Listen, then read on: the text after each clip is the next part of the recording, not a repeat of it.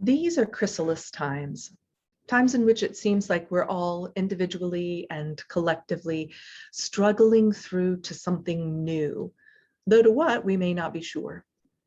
Unitarian Universalism is struggling, trying to survive in a world that is becoming more secular, trying to live into a new iteration of our multi-faith, multi-vocal, multicultural vision. Our country is struggling, wrestling with deeper truths about our history and the vulnerability and the lived realities of too many. The sturdiness of our democratic republic is shaken. We're struggling to end a global pandemic, newly aware of our interconnections, both with the health of our bodies and the health of our planet. In the United States and elsewhere, we're struggling with the very real nature of trauma, discovering its effects in our lives and the lives of all those we love. We know too much to return to ignorance, and yet the path forward is unclear, and where it leads, equally uncertain. So what does the next chapter of the human story reveal? When one lives in liminal times, and when does one not, there is an essential spiritual task at hand: to cultivate attention. This morning, Mary Oliver is our spiritual interlocutor. Our text: attention is the beginning of devotion. Attention is the beginning of devotion. This is the last line of her poem, Upstream, and more from this too will be part of the text today. Indeed, we'll be in conversation with two Oliver pieces this morning, of Power and Time and Upstream. But if you need something to hold on to after we have gone from each other, it is this: attention is the beginning of devotion. In an Atlantic article touching on the impact of Mary Oliver, Franklin Foer notes, in the age of surveillance capitalism, the biggest corporations redirect the gaze, exploiting the psyche's vulnerabilities for profit. Even silenced phones light up with the notifications that break eye contact, disrupt concentration. Facebook, the ultimate manipulation machine, arrays information to exploit the psychic weaknesses of users with the intent of keeping them on its site for as long as it can. The hand touches the phone upon waking, even before it can rub the eye or reach across the bed to wake the spouse. While society has grown a little wiser to how the technologies can be exploited by foreign governments and boiler rooms spewing misinformation, the costs of allowing our attention to be commandeered remains drastically understated. Oliver's poetry captures its spiritual costs. In a world where the average attention span has decreased to a breathtakingly brief 8 seconds, it should be noted that listening to a sermon or even a song is an incredible act of resistance and transformation. Attention is the beginning of devotion. After all, what is unnoticed cannot be understood, nor can it be loved. So, Mary Oliver knew the pain of losing focus, of dropping attention. In Of Power and Time, she said, "It is a silver morning like any other. I am at my desk. Then the phone rings or someone raps at the door. I am deep in the machinery of my wits. Reluctantly, I rise. I answer the phone or I open the door. And the thought which I had in hand, or almost in hand, is gone." Creative work needs solitude. It needs concentration without interruptions. But just as often, if not more often, the interruption comes not from another, but from the self itself, or some other self within the self that whistles and pounds upon the door panels and tosses itself splashing into the pond of meditation. And what does it have to say? That you must phone the dentist, that you are out of mustard, that your Uncle Stanley's birthday is 2 weeks hence. You react, of course. Then you return to your work, only to find that the imps of idea have fled back into the mist.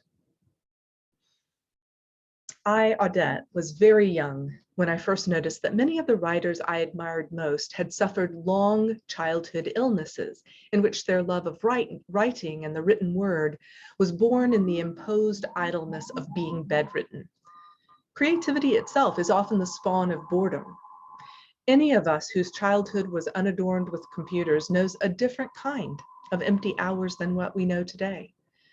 Technology allows a different kind of creativity, especially a creative interplay and possibilities for collaboration that were difficult to impossible in the days before the internet.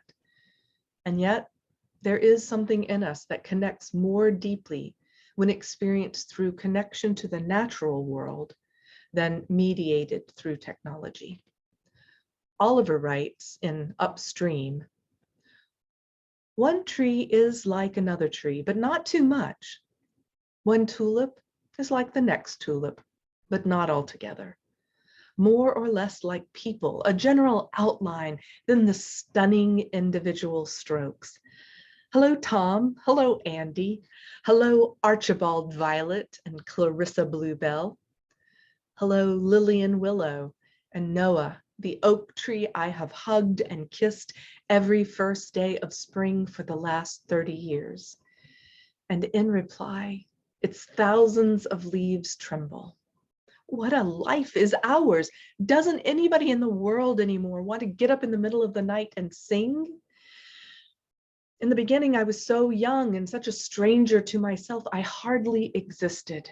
I had to go out into the world and see it and hear it and react to it before I knew at all who I was, what I wanted to be. Wordsworth himself studied himself and found the subject astonishing. Actually, what he studied was his relationship to the harmonies of the natural world. That's what created the excitement." That's what she says in Upstream. In one of my all-time favorite movies, Harold and Maude, the 79-year-old Maude asks 20-something Harold what flower he would most like to be if he could come back to life as a flower. "Oh, I don't know," he demurs. "One of those, I suppose," he adds, gesturing at a field of thousands of wild daisies. Maude asks him why, and he says, "Because they're all alike." "Oh, but they aren't," Maude immediately protests as the camera zooms in on the flowers. "Some are taller and some are shorter. Some grow to the left, some to the right. Some are missing petals, all kinds of observable differences." Maude is showing Harold and all of us the same truth that Mary Oliver and every great spiritual soul has known, that every living thing and even every breath is full of particularity. It is all wonder all the time, if we have but the grace to notice. All is wonder, and beyond each stunning and gorgeous small difference, everything is connected.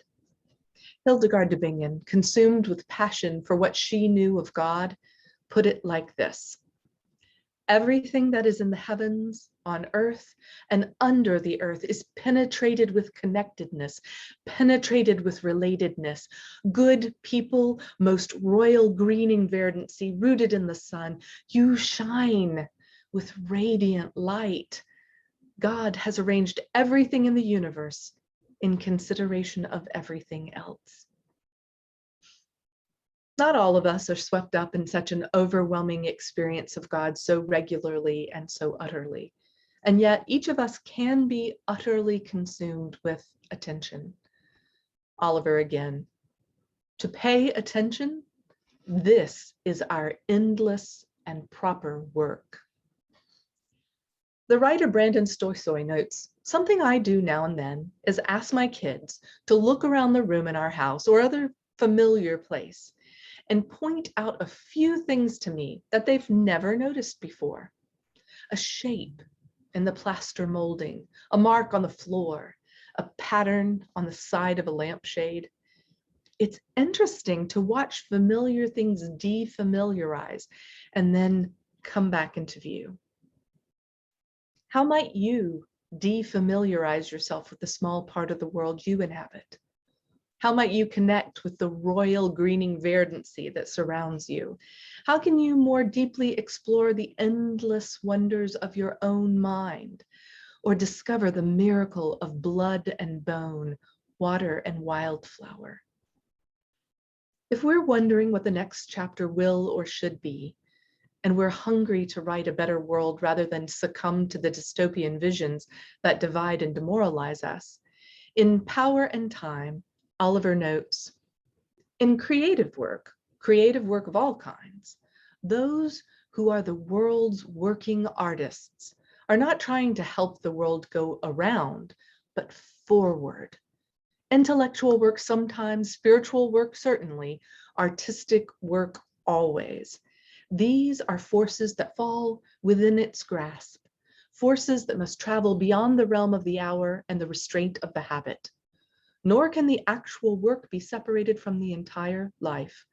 Like the knights of the Middle Ages, there is little the creatively inclined person can do but to prepare themselves, body and spirit, for the labor to come. For adventures are all unknown. In truth, the work itself is an adventure, and no artist could go about this work, or would want to, with less than extraordinary energy and concentration. Attention is the beginning of devotion. Any spiritual leader worth their salt will claim the same. The popular Christian author Philip Yancey tells a story about a rabbi. A rabbi taught that experiences of God can never be planned or achieved. They are spontaneous moments of grace, almost accidental. His student then asked, Rabbi, if God realization is just accidental, why do we work so hard doing all these spiritual practices? And the rabbi replied, to become as accident prone as possible. We can cultivate attention, to make our way through a chrysalis time, through liminal spaces. To pay attention is to enter the house of grace and become a student of life itself again. To pay attention, this is our endless and proper work. Let me end here with more sacred text from Mary Oliver's Upstream. For to pay attention to the one who pays attention is to learn from a master. I walked all one spring day upstream, sometimes in the midst of the ripples, sometimes along the shore. My company were violets, Dutchman's breeches, spring beauties, trilliums, bloodroot, ferns rising so curled one could feel the upward push of the delicate hairs on their bodies. My parents were downstream, not far away, then farther away, because I was walking the wrong way, upstream instead of downstream. Finally, I was advertised on the hotline of help, and yet there I was, slopping along happily in the stream's coolness. So maybe it was the right way after all. If this was lost, let us all be lost always. The beech leaves were just slipping their copper coats. Pale green and quivering, they arrived into the year. My heart opened and opened again. The water pushed against my effort, then its glassy permission to step ahead touched my ankles. The sense of going toward the source. I do not think that I ever, in fact, returned home. Do you think there is anything not attached by its unbreakable cord to everything else? Plant your peas and your corn in the field when the moon is full, or risk failure. This has been understood since planting began. The attention of the seed to the draw of the moon is, I suppose, measurable, like the tilt of the planet. Or maybe not. Maybe you have to add some immeasurable ingredient made of the hour, the singular field, the hand of the sower. Teach the children. We don't matter so much, but the children do. Show them daisies and the Pell Hilotica. Teach them the taste of sassafras and wintergreen, the lives of the blue sailors, mallow, sunbursts, the moccasin flowers, and the frisky ones, inkberry, lamb's quarters, blueberries, and the aromatic ones, rosemary, oregano. Give them peppermint to put in their pocket as they go to school. Give them the fields and the woods and the possibility of the world salvaged from the lords of profit. Stand them in the stream, head them upstream, rejoice as they learn to love this green space they live in, its sticks and leaves, and then the silent, beautiful blossoms. Attention is the beginning of devotion. May you find the blessings of attention and remember that you are loved. Amen and blessed be.